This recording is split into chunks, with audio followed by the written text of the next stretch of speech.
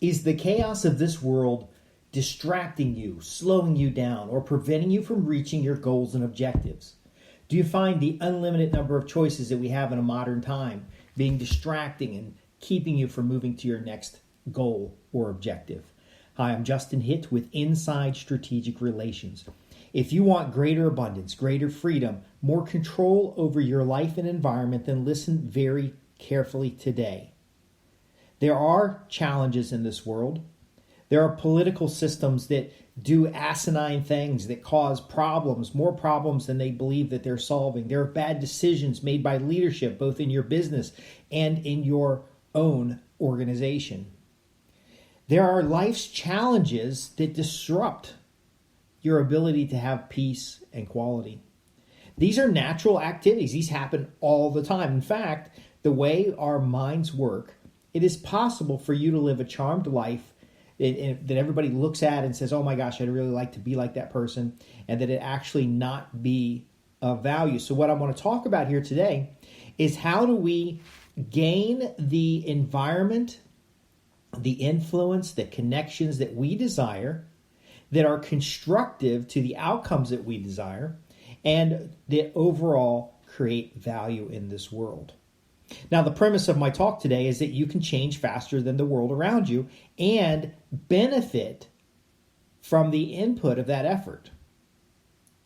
Meaning that if you don't like the world around you, that you can change in such a way that your situation will improve.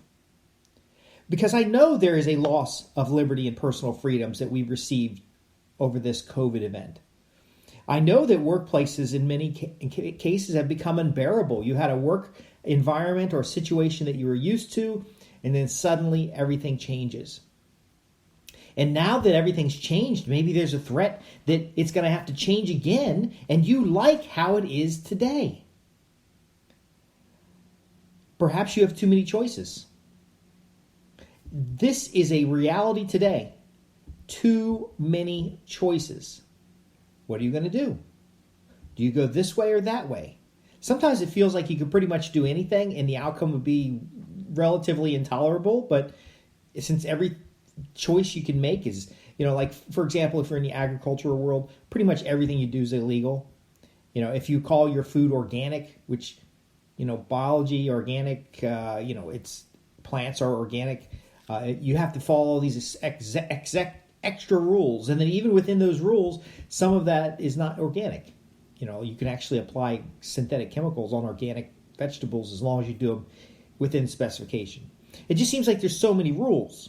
There's so many rules that simple mistakes can cost you a lot of money, time, and resources. So what do we do about this? How do we go from the feeling of constraints, the pressure of constraints, to a freedom or personal ability to do pretty much whatever you want?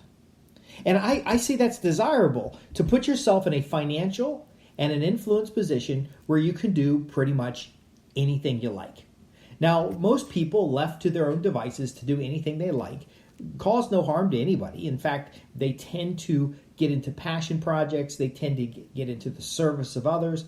And so your ability to put aside the distractions of the world, to put aside the conflict of the world, to think clearly about the outcomes that you desire, these things are going to move you in the right direction. So let's talk about some solutions. Okay, we all know the problem's pretty big. What solutions are there? Well, first off, you have to understand that you are changing even if it's unintentional. So your interactions with the world around you causes you to adapt and even adopt behaviors that may not be beneficial to you in the long run, yet subconsciously you've picked up these behaviors. So for example, everybody being asked to wear masks. There are many people who still wear masks, even though studies show that wearing masks, a healthy person wearing masks, is not beneficial to the individual. It actually traps in moisture, it traps in viral materials that may have been in small quantity. It kind of recycles them through your respiratory system. Masks are very good if you're sick and you don't want to spread something. So the person who's sick can wear the mask because they're going to recycle the same thing, but they're already sick.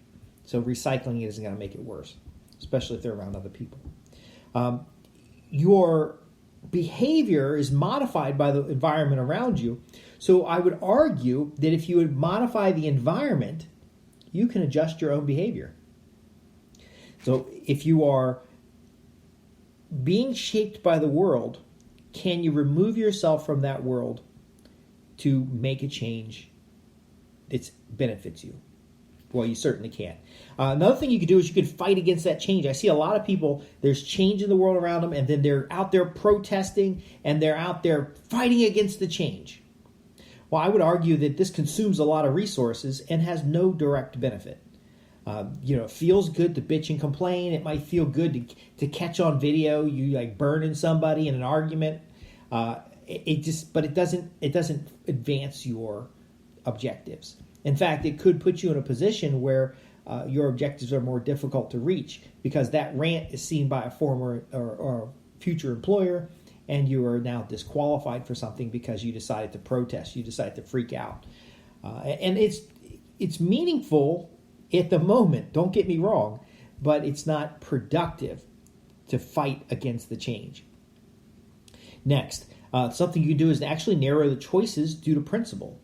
So we talked about there as being this abundant types of choices. There's so many different things you can do. Our world is full of possibilities. And what happens when a person has too many choices is they actually make no choice at all. Yet, if you have certain constraints, for example, if your religious beliefs say you don't eat pork, then that's one less choice. You just don't eat pork. Now, it doesn't matter the reason why you have these constraints. Maybe the principle is that the customer is always right. And even when the customer is wrong, you're going to find a way to make the customer right. And even if that means to fire the customer and move them on to another service provider. That's a rule, a guideline. So narrowing down your choices by setting up principles, actually, and again, religious principles, social principles, any helpful pattern, that actually reduces the amount of stress. It makes it easier for you to make decisions. And ultimately, you're going to get the outcome that you're looking for, except when those decisions, that streamlining of decision-making drives you into what's called groupthink. So if in your social circles, everybody wears purple shirts, and you're in an environment where everybody wears red shirts, you're going to stand out. If that's okay with you, that's fine. But if you're doing it just because you're part of a clique, that's not. So there's a decision-making element still there. You can always be seeking new opportunities. So your workplace goes sour. You don't enjoy the job anymore.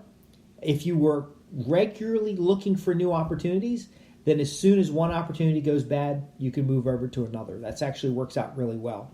But again, you have to know what a desired situation can be, because you can be changed by your environment, and who you are today isn't suitable for the position that you had a year ago.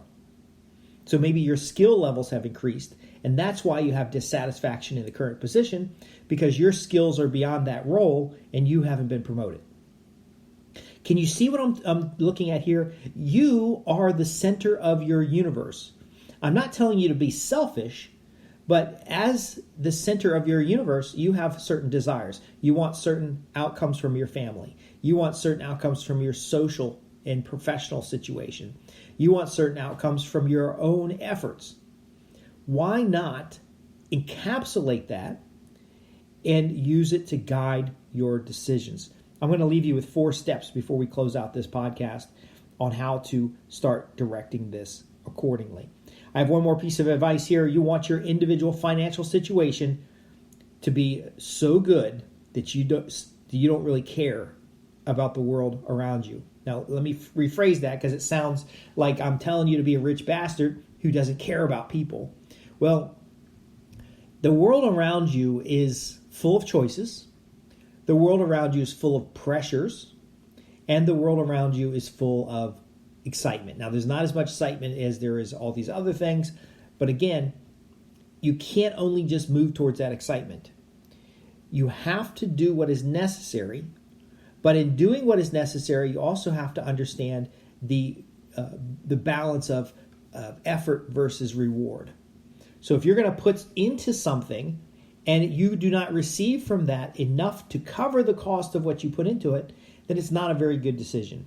And that's why examples like fighting against the change isn't really that useful, because you're going to put a lot of effort into fighting the change, and the change is going to happen either way, and you may have been better off just sidestepping the change and choosing a different route. These obstacles aren't necessarily there for you to overcome. Many obstacles have low value, and overcoming them has low value. So you have to act accordingly. So how do you guide yourself? How do you get on the right path? I'm going to give you those 4 steps right now. Number 1 is set clear and specific goals. I know everybody's talking about goal setting, but again, clear and specific goals are like the destination on a journey. Where do you want to be in 5 years? The clearer the picture is, the easier it is to make decisions along the way. So if you want to be a millionaire in 5 years, you have to make sure you have the means to become a millionaire in 5 years. You have to make sure you're doing the right work, getting the right connections.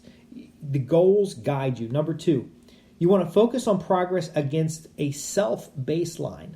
So that means you look at your position, where are you today, and you progress against your relative position. Not against other people. We don't really care in the long run. Other people make their own choices. And so if you're trying to keep up with the Joneses, you're going to get so far off of what you need to do that it's going to make life difficult. You're going to end up with too many choices. So again, we're narrowing the choices by establishing clear and specific goals.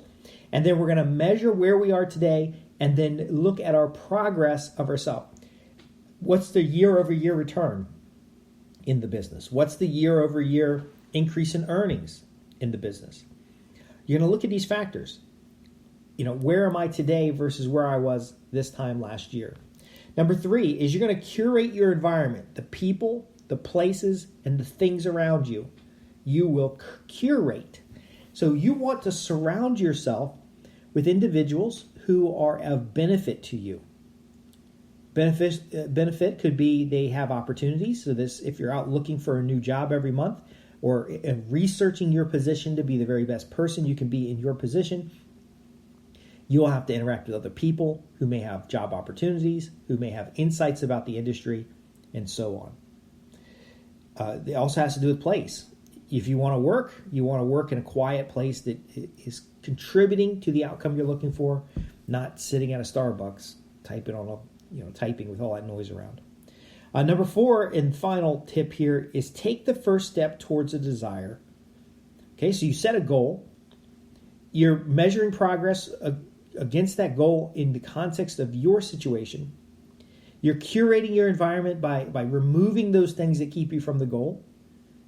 And then you're going to take the first step towards what you desire. You're not going to wait for someone else to improve the situation. In fact, in a horrible economic environment, if you take the time to focus on the possibility and the opportunities that you can convert, you're going to end up with like 3 or 4 choices. You may have started with hundreds of choices, but you're going to narrow things down to 3 or 4 choices, and then you're going to take action. You're not going to wait for the conditions to be right. You're not going to wait for the government to turn around. You're not going to wait for the economy to improve. You're going to find the opportunity that you can leverage right now that moves you towards your goals, towards your objectives. Now, if you're in a family, you can make those the family's objectives. If you're in a business, they can make them the business objectives. But the key is that you can change faster than the world around you. So you can adapt to a situation, you can respond accordingly to a situation, and you can prevail even when the majority is not. I'm Justin Hitt with Inside Strategic Relations. This has been about how to adjust your behavior in such a way with certain observations and approach to get more of what you want. Greater influence, wealth, greater security, more freedoms. These things are possible. They're possible when you transform business relationships into profits. Thanks for listening.